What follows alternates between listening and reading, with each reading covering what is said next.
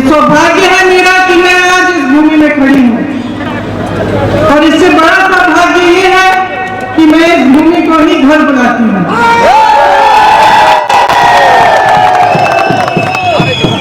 देवी देवताओं के आशीर्वाद से आप हिमाचल की जनता, हिमाचल के मेरे बहन, मेरे भाई, मेरी माताएं, आप असंभव को संभव कर सकते हैं। ये सिर्फ देवभूमि नहीं है, लेकिन ये वीर भूमि भी है। यहाँ इतनी माताएं बैठी हैं, मैं जानती हूँ कि अगर मैं आपसे पूछूं कि अपने बेटों को आप सरहद पर इस देश के लिए शहीद होने के लिए भेजेंगे तो सभी हाँ कहेंगे। मैं जानती हूँ, क्योंकि मैं जानती हूँ कि कांगड़ा की इस भूमि ने इस देश को कितने शहीद दिए, कितने वीर दिए। आज भी सरहद पे इस देश की रखवाली करने वाले यहीं के पुत्र हैं। आपको गर्व होना चाहिए अपने कांगड़ा पे, अपने हिमाचल पे। आप ही ने इस प्रदेश को बनाया, आप ही इस देश की रखवाली करते हैं। आपके रगों में शहीदों का खून है, और आप में वो जज्बा है जो सिर्फ वो समझ सकते हैं जो अपने से बड़ा, अपने से बड़ी कुछ चीज के लिए अपना जीवन न्यौछावर कर सकते हैं। वो जज्बा है आप में, क्योंकि शहीदों का खून आपके रगों में है। मैं भी एक शहीद की बेटी हूँ, मैं उस जज्बे को समझती हूँ, क्योंकि मैंने वो जज्बा अपनी दादी श्रीमती इंदिरा गांधी जी में देखा, मैंने वो जज्बा अपने पिता राजीव गांधी जी में देखा, और मैंने अपनी मां में वो कर्तव्य के प्रति निष्ठा देखी जो सिर्फ एक शहीद के परिवार से आ सकती है।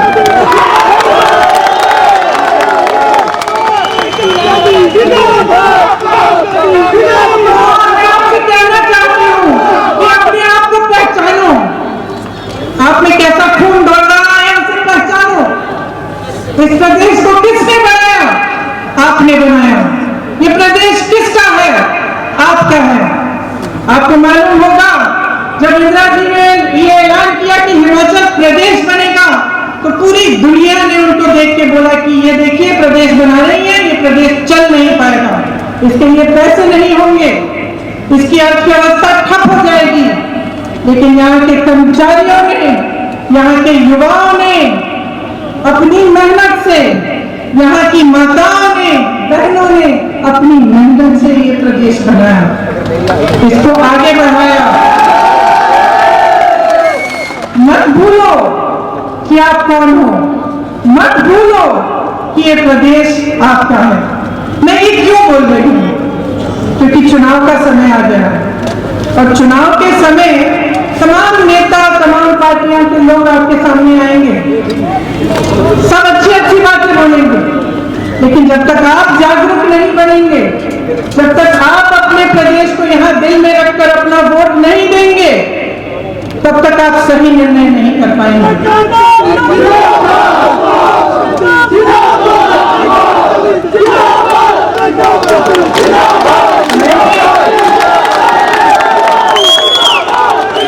मैंने जज्बे की बात की, क्योंकि आपके जज्बे को समझकर इंदिरा गांधी ने ये प्रदेश बनाया। उनको मालूम था कि आप मेहनत करेंगे, क्षमता है,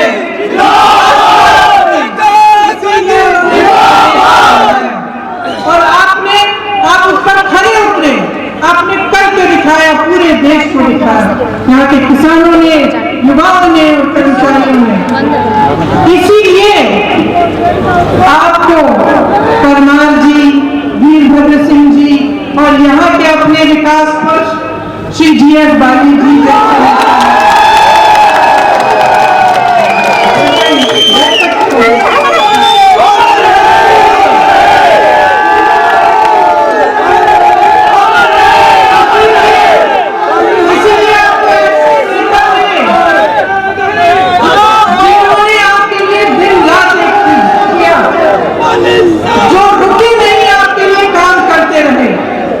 हर गांव में अगर कांग्रेस का एक निष्ठावान कार्यकर्ता है, अगर एक मजबूत संगठन है हिमाचल में, तो इसीलिए है क्योंकि हिमाचल के लिए कांग्रेस का एक एक कार्यकर्ता काम करता है।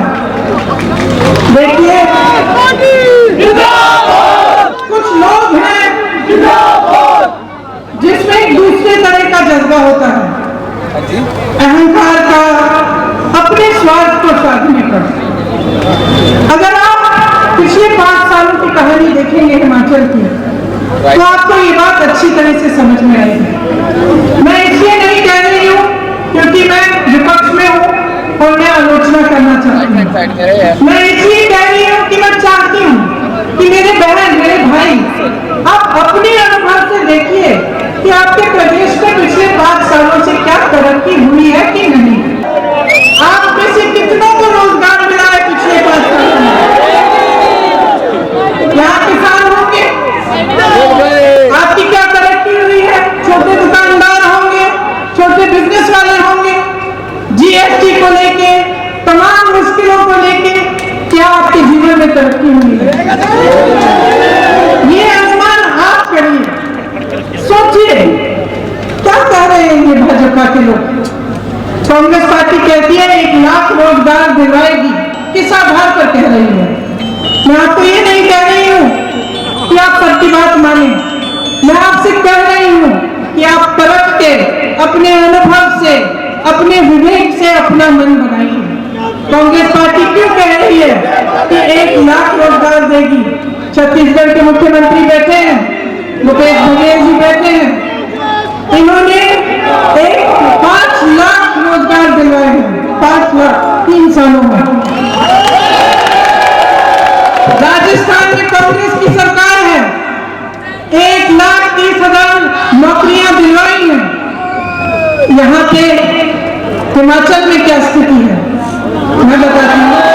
63,000 सरकारी पद खाली है 5 सालों से, 63,000 युवाओं की नौकरियां खाली पड़ी हैं, लेकिन आपको दी नहीं है। जब हम कहते हैं 1 लाख रोजगार देंगे, इनके मुख्यमंत्री कहते हैं ये तो हो ही नहीं सकता। मगर मैं पूछना चाहती हूँ, जब हिंदुस्तान की संपत्ति, जब भारत के पीएसयू अपने उद्योगपति मित्रों को बेचना चाहते हैं, तो वो संभव है, वो हो सकता है। नौजवानों को 1 लाख रोजगार नहीं मिल सकता, लेकिन पीएसयू बेच सकते हैं, वो हो सकता है। पुरानी पेंशन हम कहते हैं हम देंगे, किस आधार पर कह रहे हैं? इसलिए नहीं कह रहे हैं कि हम चुनाव के मंच पे खड़े हैं, हम इस आधार पर कह रहे हैं कि छत्तीसगढ़ में, राजस्थान में हमने किया है, हम दे रहे हैं पुरानी पेंशन। भाजपा वाले कहते हैं इसके लिए पैसे नहीं है। मैं उनसे पूछना चाहती हूँ कि बड़े बड़े उद्योगपति मित्र हैं आपके, उनके लिए 20,000, 30,000 करोड़ रुपए का कर्ज आप माफ करने के लिए तैयार हैं। उसके पैसे कहां से आए? 10 लाख करोड़ रुपए अपने बड़े बड़े उद्योगपति मित्रों के आपने कर्ज माफ कर दिए। उसके लिए आपके पास पैसे थे, लेकिन आपके पास उस कर्मचारी के लिए पेंशन के पैसे नहीं। वो कर्मचारी नौकरी लेता है तो यही सोच के लेता है कि बुढ़ापे में मेरी कोई सुरक्षा होगी, बुढ़ापे में मेरा कोई साथ होगा, पूरा पेंशन मिलेगा। उसके लिए आपके पास पैसे नहीं है। लेकिन बड़े बड़े उद्योगपतियों के नाम लीजिए, उनके लिए पैसे हैं, उनके कर्ज माफ हो रहे हैं। किसान फसल का दाम मांगता है, सेब के बाग वालों के जो कि किसान हैं फसल का दाम मांगते हैं, वो दाम नहीं मिलता उनको। वो दाम कौन तय कर रहा है आज भाजपा के राज में? वो दाम उनके बड़े बड़े उद्योगपति मित्र तय करते हैं। उनके लिए सब सुविधाएं हैं, वो मन चाहे दाम फसल का आपको बोल सकते हैं। लेकिन जो गरीब किसान है, जो लड़ रहा है, जो रोज सुबह से शाम तक मेहनत कर रहा है, उसका आप उसकी कोई सुनवाई नहीं है। वो फसल का दाम मांगे, आप दे नहीं सकते। जनता महंगाई से मुक्ति मांगती है, आप कहते हैं कि लीजिए, जीएसटी लीजिए और टैक्स लीजिए,